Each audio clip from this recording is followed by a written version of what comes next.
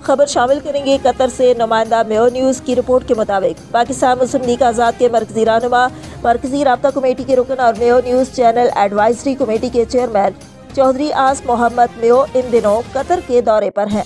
अपने काम के दौरान वो कतर के मुख्तलिफ खूबसूरत और तारीखी मकामात की सैर व तफरी कर रहे हैं और वहाँ मुकीम मुख्तलिफ मकातब फ़िक्र से ताल्लुक़ रखने वाले पाकिस्तानियों और मकामी शख्सियात से मुलाकातें कर रहे हैं। चौधरी आस मोहम्मद मेयो ने गुफ्तगू करते हुए कहा कि कतर एक नहायत खूबसूरत और पुरअमन इस्लामी मुल्क है, जहाँ के लोग खुश अखलाक, मेहमान नवाज और भाईचारे के जज्बे से सरशार हैं।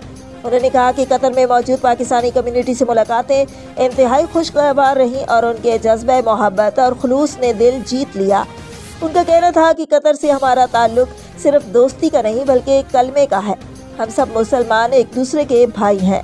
उन्होंने मजीद कहा कि कतर की तरक्की, सफाई, अमन व सुकून और इस्लामी अक़दार देखकर दिल को सुकून मिलता है।